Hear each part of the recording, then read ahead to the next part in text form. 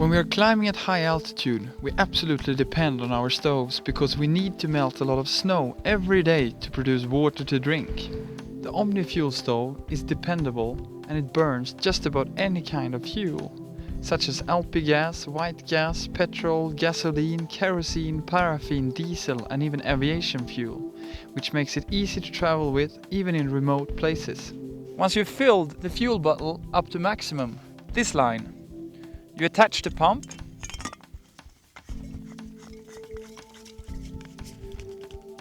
and of course, once the pump is on, you can keep it like this in your pack.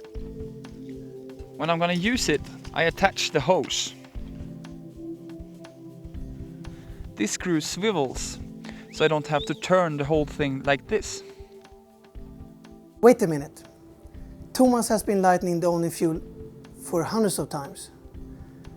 But he does it a little bit too fast for a beginner to see what's happening. So, we have moved the stove inside to go through this slowly. First of all, the OmniFuel has two valves. One valve is just to open the flow of liquid fuel. The second valve you use for simmering for precise control. Once you have pressurized the fuel bottle, you place the bottle with the text on facing up. When the second valve is open, the fuel is squirting out and wets this little pad at the bottom of the stove. Let it spray for a couple of seconds and then turn this valve off. Now all you do is to light the stove. See to it that it burns all the way down here on the pad. If you are using kerosene or diesel, you will need to preheat the OmniFuel a little bit longer than if you are using gasoline or white gas. When the stove has been burning for a while, you start to hear a hissing sound. Now you can gently turn on the second valve. The stove now starts to burn with the blue and very efficient flame. The OmniFuel is quite silent, but it gets even more silent when you put the pot on. That's it.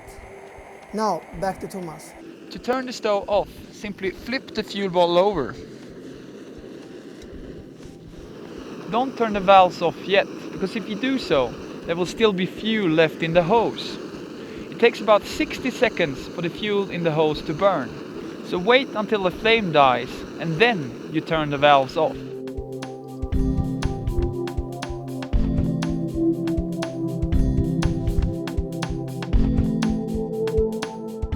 The stove also works with LP gas, but to get maximum output you need to change the jet depending on which kind of fuel you're using. And we've been using white gas, but now we want to start using LP gas, so that's why we're going to change the jet. The LP gas jet has the largest hole, 4.5. You use the multi-tool and simply remove the flame spreader and make the change. When you buy the OmniFuel, it is the jet for the LP gas that is mounted.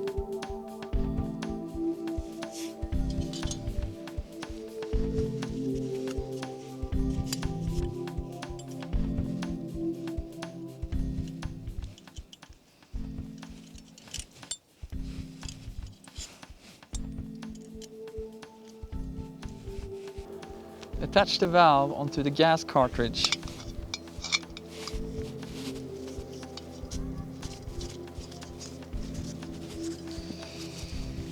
And when you use LP gas, you don't need to preheat. You just open both valves and then you directly light it.